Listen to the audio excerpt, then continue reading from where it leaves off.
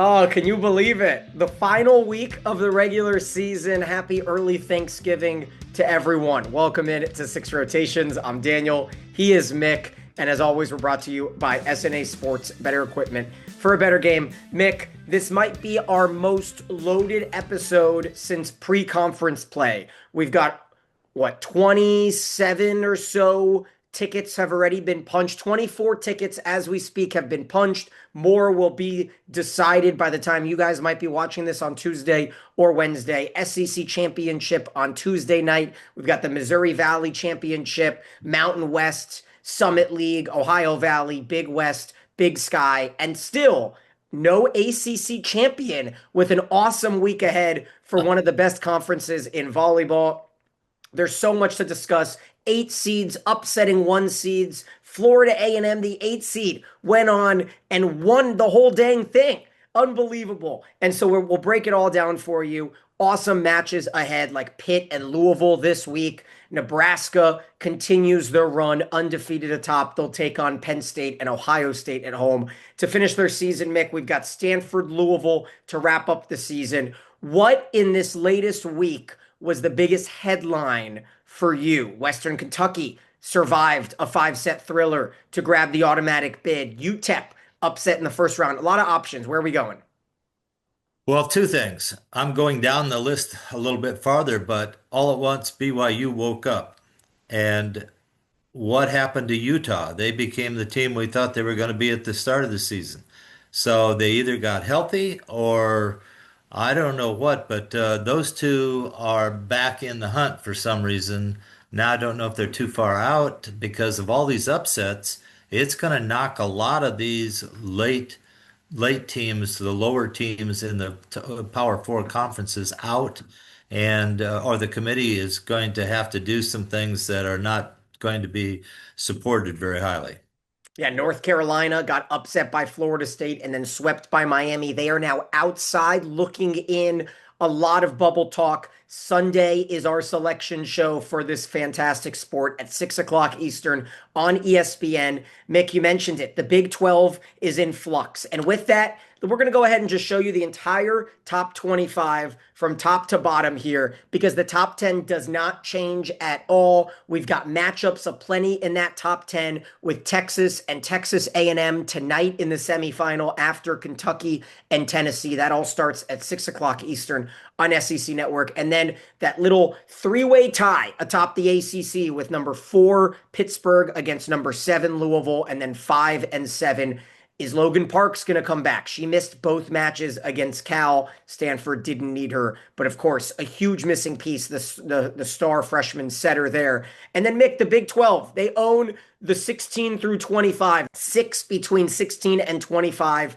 You mentioned it. Utah and BYU beat Kansas. Cincinnati beat Colorado. Texas Tech and West Virginia forced 5 sets from TCU and Iowa State.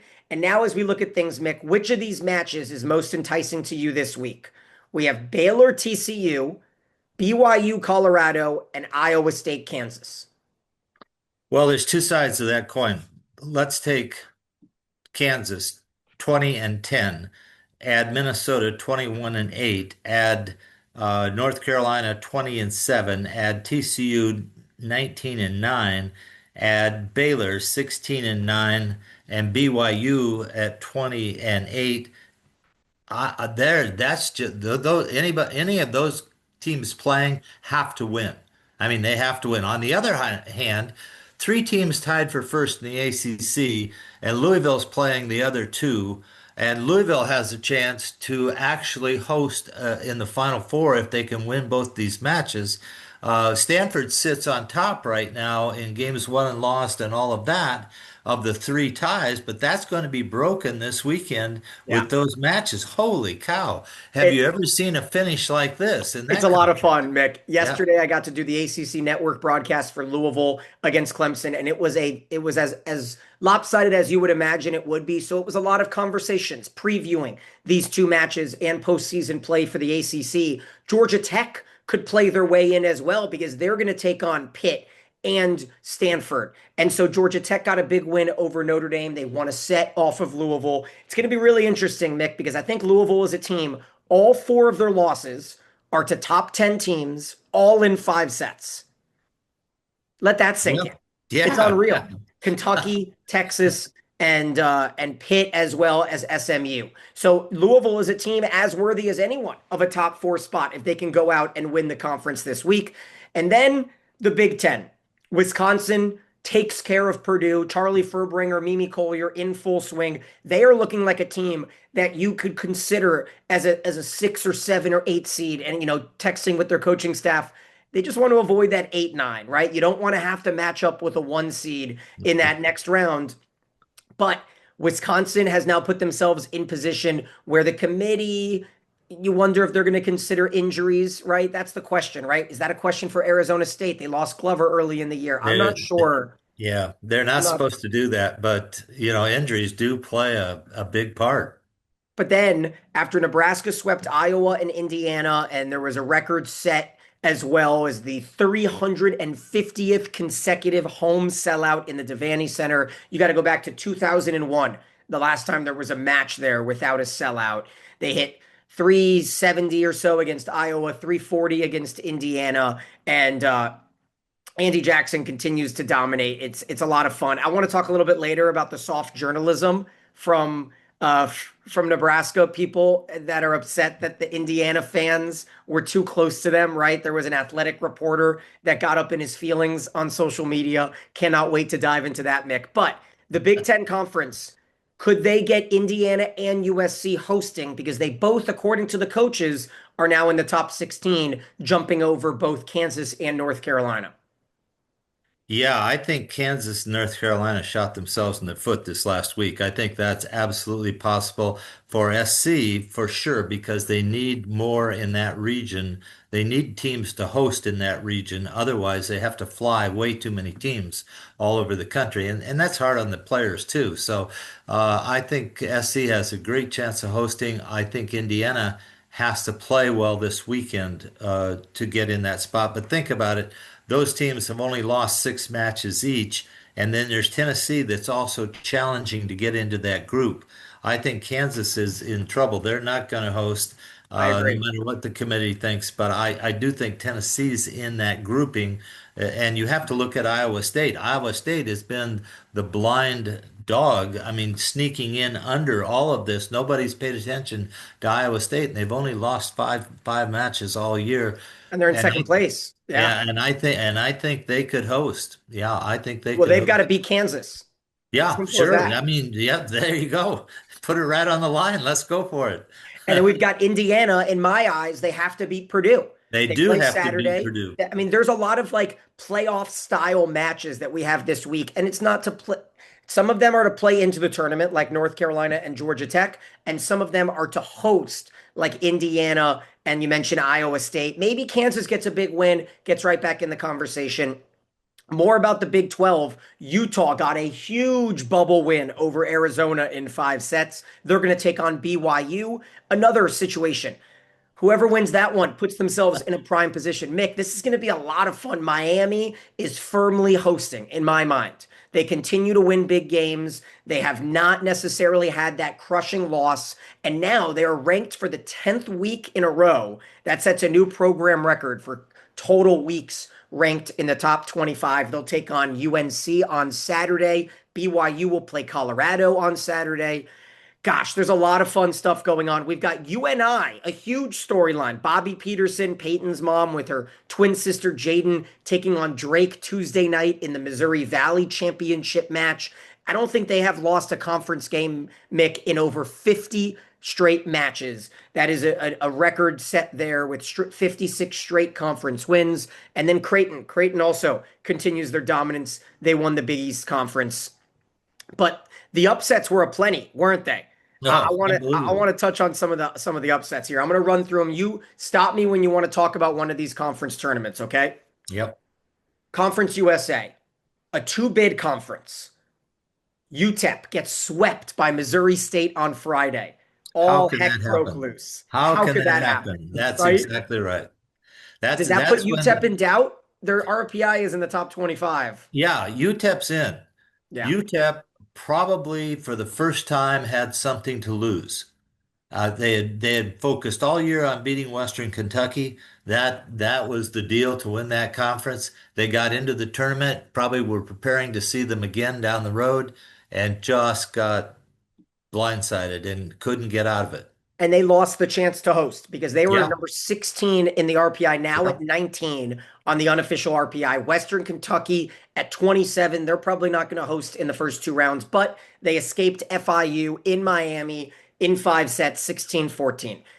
How about the crazy A Sun, where the number one seed Florida Gulf Coast gets upset by the eighth seed North Florida, and Central Arkansas is dancing in the A Sun? And similarly, the eighth seed FAMU out of Tallahassee, Florida, upsets the number one seed Prairie View, and they win the SWAC.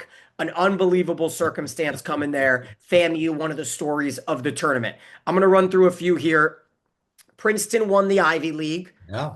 Coppin State won the MEAC. Campbell won the CAA, and we'll have a graphic here as well. UMBC wins the America East. Long Island wins the NEC. Utah Valley wins the WAC. San Diego wins the West Coast Conference. Arizona State, Nebraska, no conference tournaments there. High Point wins the Big South. Wofford wins the SoCon. Wright State wins the Horizon. Fairfield takes the MAAC. Stephen F. Austin, the Southland American, the Patriot. Creighton wins over Xavier. That was a bit of an upset, right? Xavier beat Villanova in the semifinal of the Big East Conference. I want to stop there. Villanova and Marquette were both in the 30s.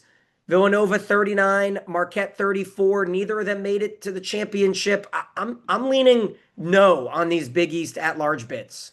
I think Villanova's out for sure.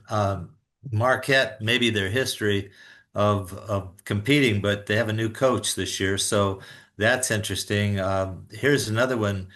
Ball State ahead by 4 games in their conference gets upset in the semifinals by Toledo. Yep. Toledo's fourth seeding and wins. They're fifth seed. 5 match points, Mick. Yeah, Ball yeah, State had yeah. 5 match points in that semi in that champ in that against Toledo. So you've Unreal in the got Ball semifinal. State and Western Michigan in the 50s, I believe, there somewhere, and they're not going to get in. No Ball way. State led that conference all year. Amazing. We're gonna do some math here in a little bit because we've got to count out 33 at-large teams, and I want to count it with you.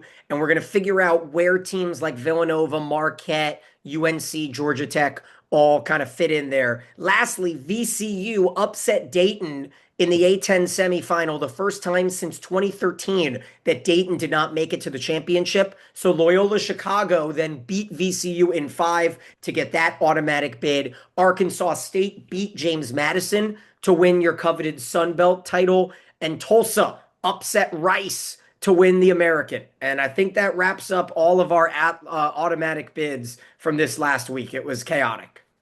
And Dayton's going to probably get in at 47 You with an think? RPI, but no, For I don't think, but I think probably they'll be I see them at 51 right now in the this unofficial. morning. Okay, Yeah, this morning. mine is Saturdays, and so if they're at 51, they're really on the outside of the bubble. I'm going no, no. They are 0-1 against top 25 teams. Villanova 0-5 against top Yeah. 25 teams. Marquette 1-6. Utah State is in the mid 30s. Can they win the Mountain West Conference? That's going to be an interesting one coming up. Let's see when that match is. I But think they will win it though. they need to win it because I mean Yeah. they're right on that bubble, and a loss to a non top 40 team is going to hurt them there. And oh, they've got a couple days to go. Their championship match is not until Saturday. So the Mountain West tournament hasn't even started yet. That is some interesting scheduling. Mick, when you find out Saturday you're in and then you turn around, you have Sunday, that's very basketball-esque. I'm not sure that's going to be the future of this sport.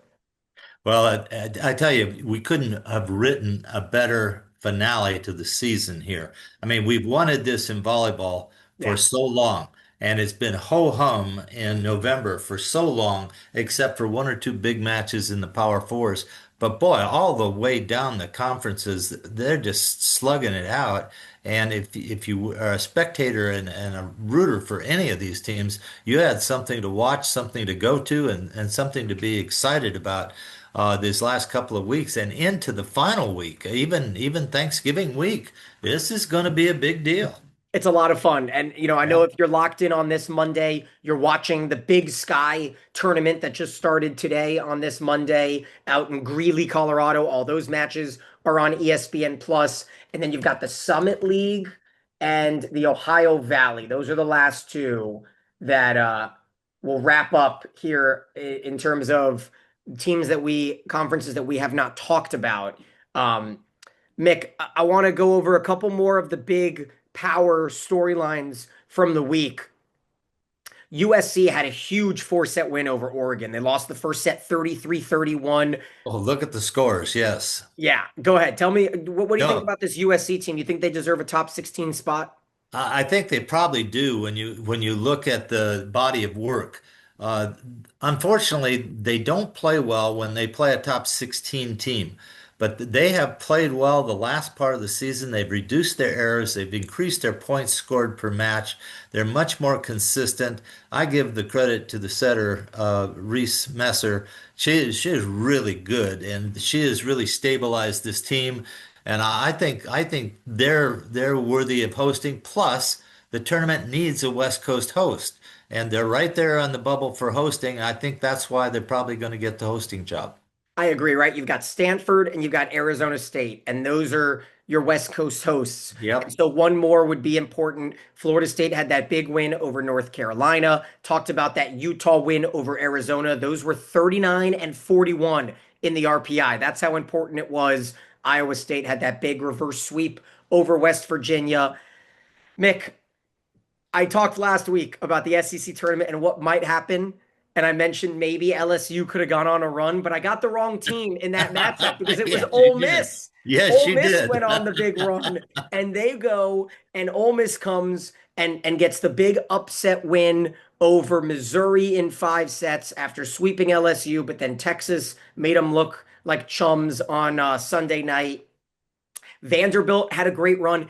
I was talking to the Syracuse head coach today because I've got Syracuse and Louisville on Tuesday at 2 o'clock. If you want some mid afternoon action on ACC Network Extra, but he mentioned I would love an ACC tournament because you get to see Anders Nelson and you get to see some of these other coaches really display what their teams have been working for on a big stage with everything to win, right? You win it all and you're going to the big dance. And teams like Vanderbilt and Ole Miss got a little taste of that fun run. Tennessee got to edge out Florida in four there. What have been your thoughts from the SEC tournament so far? Well, there's two sides to that. Some teams on the bubble really hurt themselves, like Missouri. I think losing really did this tournament did not help them any at all. On the other hand, if they can't win in this tournament, maybe they don't deserve to be in the big tournament. So, you have to think that way. On the other hand, it gives Mississippi a chance to really come forward.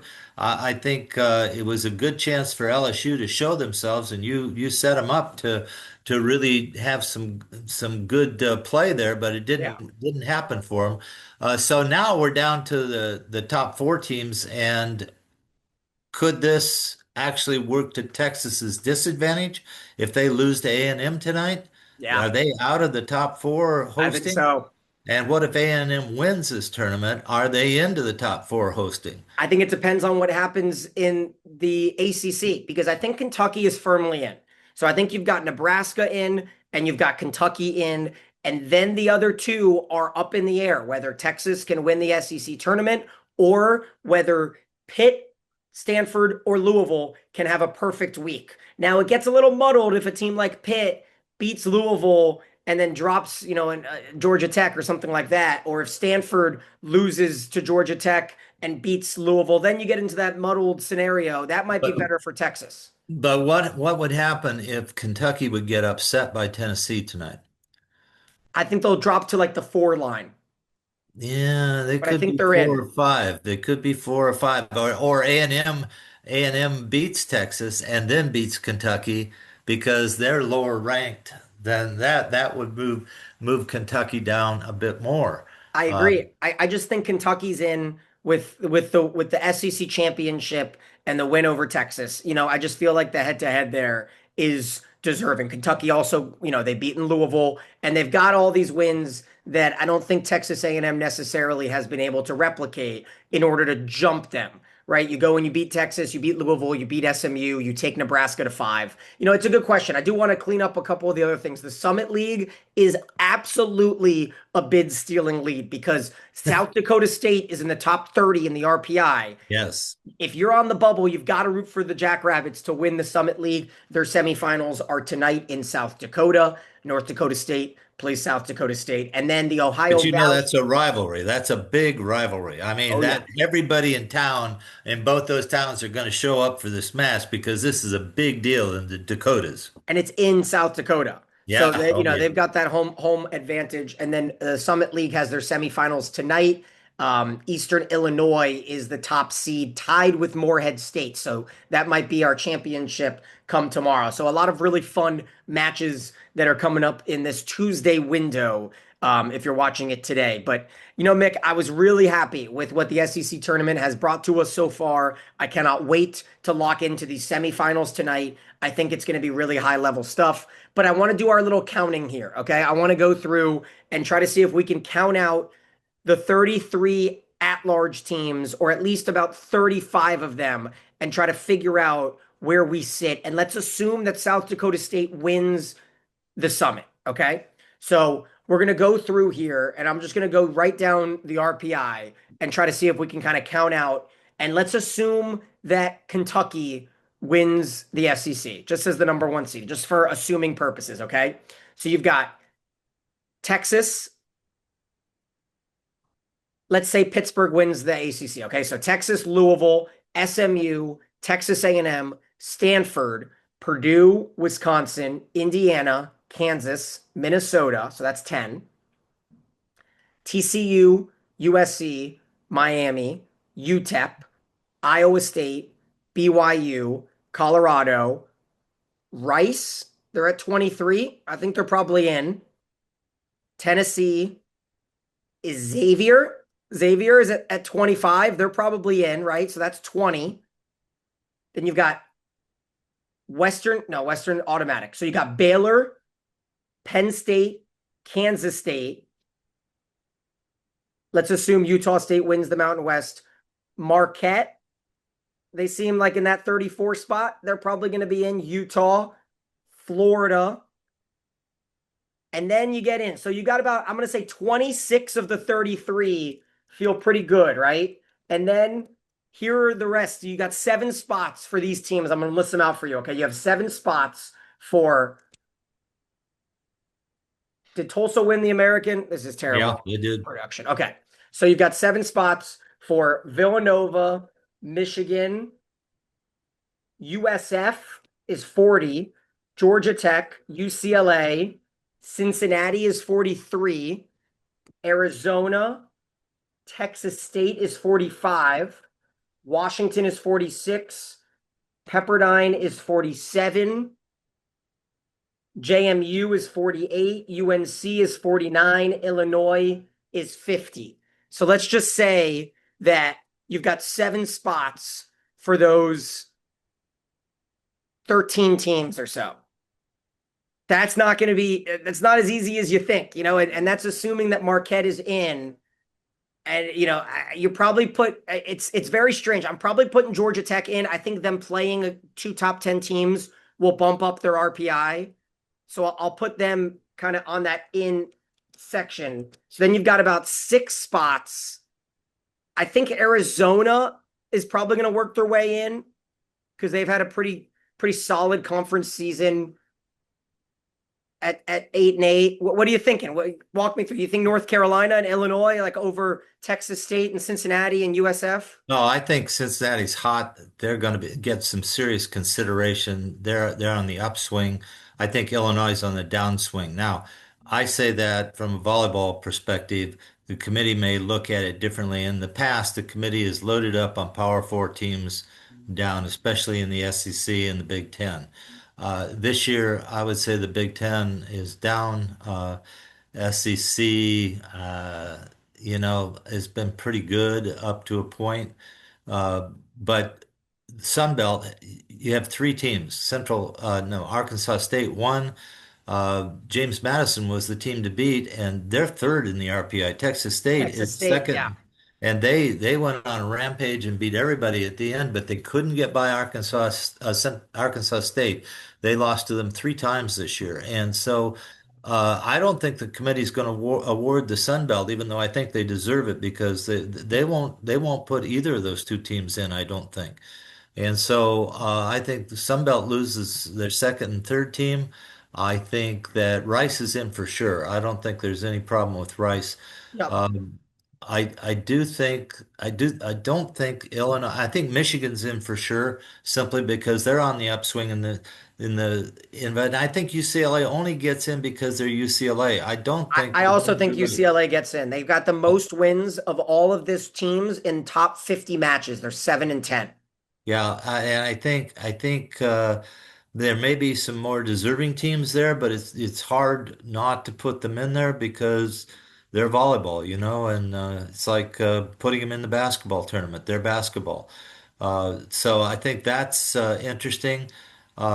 Some of these other teams, though, I don't know. They're really on the fringe. And the Yeah. committee's got a hard job here. They're really going to have to come up with reasons why they have selected the teams that they're going to select. And they have to think their way through not just 2 or 3 teams, but 8 or 9 teams now. And I know who I would pick from watching the teams near the end of the season relative to are they playing up or playing down. I think some of the teams are out of gas and won't do any good in the tournament. I think some of the teams are fired up. They've either gotten healthy or they've found new life and they're ready to go. Utah's one of them. Team to watch out for right now is BYU. I don't know where. I think more important than who gets in and who gets out is where the committee places them on the brackets. I think that's another thing that has always hurt the Sun Belt because even though they got a second team in or a third team in, they went to Nebraska. Yeah. Yeah. So not much hope there. Thanks for Um, coming. Yeah, exactly. yeah. So that's kind of the way you look at the end of this, but you really have to do just what you're doing right now. You have to put them up on a board in front of you. You have to look at the evidence, and then you have to walk through each one and make sure you've seen who they've played, who they've beaten, who they've lost to, whether it's the first half of the season or the second half of the season. And I think the committee is going to have to take into consideration injuries because that's another big deal. All right, here's going to be my thoughts here. I think, as we mentioned, Georgia Tech and UCLA are in. UCLA with wins over Minnesota, USC, and at UTEP. So I think they've got the best wins in this field. So now you're down to 5 spots, and you've got 2 teams that can play their way in. Michigan is going to face USC. I'm putting that as a must win. Michigan wins, they're in 4 spots. Cincinnati faces Arizona. Winner of that one, in 3 spots. Now we're getting into the gritty. UNC, if they beat Miami, they're in. That'll skyrocket them a top 15 win. They'll be in. If not, I am going to go with Villanova. Their RPI is just it's too high. They're at 39 in the RPI. Same, and then you get into that USF question. USF is 1-9 against top 50 teams. Why is their RPI so high? But they've done correctly and they've set things up. So their RPI is there. I think they're probably going to get the nod. And then you've got 1 or 2 more teams. And this is where I think location is going to be really important. I think you're going to be more likely to have an Arizona than you would have a South Florida, just because there are less teams on the West Coast to try to put, they're obviously going to probably go to Arizona State or, go to one of those local spots. I don't know if they're going to send them to the same conference, but it's a really interesting breakdown. I know this, Mick. A couple years ago, I tried a whole bracketology and I whiffed. So I won't be doing bracketology again this year. That's just my Well, thoughts on who we think we might get. say one more Michigan SC match. If SC loses, they're not hosting. Correct. And that's a bigger deal for SC, whether they're getting in the tournament or not, they'll be in the tournament. But that takes away a West Coast hosting. It might give more attention to an Arizona. But Arizona is not ahead of USC for hosting, so it just hurts the committee having a West Coast host if SC loses to Michigan. Michigan, on the other hand, is hot right now, and so Yeah, I don't know. Meanwhile, while we're recording, the Major League Volleyball draft is going on as Mimi Collier went #1 overall to Dallas, Ava Martin #2 to Atlanta, Hayden Kubik, Alexis Shelton. So go ahead and check out on social media if you want to see how the rest of the picks have kind of situated out. Flor Heredia Cologne went in the second round, so that might be a situation where she might be going and playing somewhere else based off of how late she went. So there's all the semantics and the politics that go on there. But Mick, I think it's time to get to our six rotations team of the week here as we round out the episode. I apologize if you guys can hear this landscaping that's going on. Um, it is certainly an inconvenience for me, but hopefully you guys can't hear it. And speaking of Ava Martin, she's going to be my first player. She owns Marquette. She has 7 kills per set against Marquette this season, 24 in the semis, and then went 17-1-33 in the final against Xavier. Yeah, my first one is Sydney Nolan from Cincinnati. That's one of the reasons Cincinnati is really starting to come on. They're playing well. They have a coach who always prepares their team well. When she was at Bowling Green, she was good. She's got Cincinnati on the upswing, but Nolan is a big left side hitter that just goes up and hammers the ball. Seems like she can handle the workload. She was actually, if I get my numbers right here, 41 kills. Nope, I got that wrong. Yes, 41 kills, Yeah, she had 19 kills in that win over Colorado, hitting and 531. 22 with the other one. She really deserved to be mentioned because that's how Cincinnati's getting her. She's not the only one. Cincinnati scores a lot of people, but Nolan's the leader. They can count on her for a kill, and that's why they extend teams right now. Well, who's your other outside? Sully Davis, she really came on. And that's one of the reasons why BYU is doing so well. She got help this time, but she had 83 swings, 43 kills, 9 errors, scored 44 and a half points for BYU. As long as she can produce like that, the others will kick in, and that's what makes BYU dangerous right now. I like that. I went with a player I got to see on Friday night. And I'll tell you what, Mick, we're in a year where 30 kill matches are becoming a little bit more normal. And in the ACC, they lead the way with 13 different 30 kill performances, which is equal for all the other power conferences combined. And I got to see Notre Dame's Morgan Gardy go for 33 kills in the win over Clemson. She then had 23 kills, 5 aces at Georgia Tech. So I've got Gardy as my second outside. And then I went to the SEC where Jackie Moore had 20 errorless kills with 7 blocks in Vanderbilt's upset win over Georgia. She is my middle blocker, one of them 2 middle blockers of the week. Well, you saw one of my middle blockers for the week, and that's Kara Cressy Oh, from yeah. Louisville. She was 35 swings, 17 kills, and only 5 errors. And that's getting their middles involved. And Louisville needs that scoring opportunity from a middle because they've got problems in scoring enough points. They just fight like banshees out there. They're a great team to hustle and go after balls.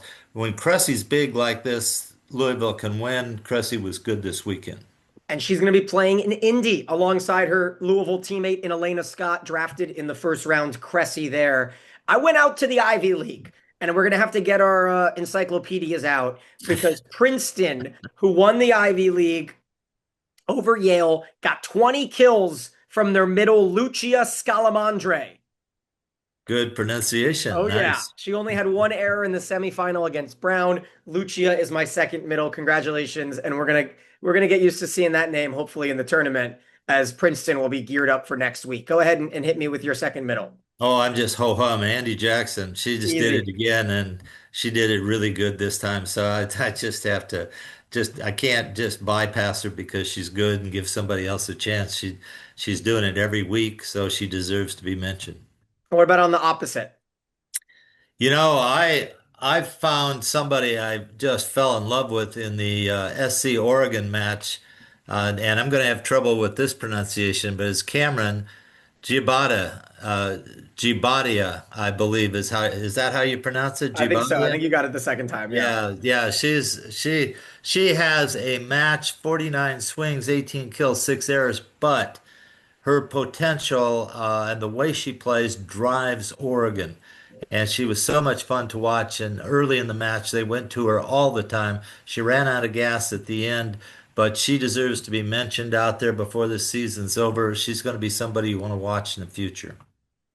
I went to Big Red Country for my opposite setter combo here. Virginia Adriano I had had her those key too. 9 kills at Indiana, had 9 more, hitting 500 against Iowa, a total of 7 blocks, 4 aces over the weekend. And she connected with Bergen Riley, leading the team 385 against Iowa, 340 again against Indiana. And that Indiana match was supposed to be tight.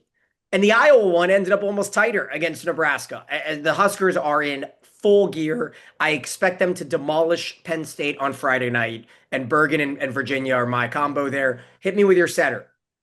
Reese Messer, I said before that the reason SC is where they are and the reason those kids are getting better is Messer produces every night. Tempo setting, beautiful tempo setting, runs the offense, serves well, plays good defense, and leads. Only a freshman, my goodness. I've picked her once before, but she's one you really got to watch. And then Libero. I went with Emma Holder at Texas. I just I thought Texas being driven like they were against Mississippi. Well, Holder started it out. She was first one out of the locker room, first one on the court, first one ready to jump on somebody's back when they had a kill, and she made the passing. She made the defensive saves that were great. I think you can't underestimate what Halter does for the Texas team.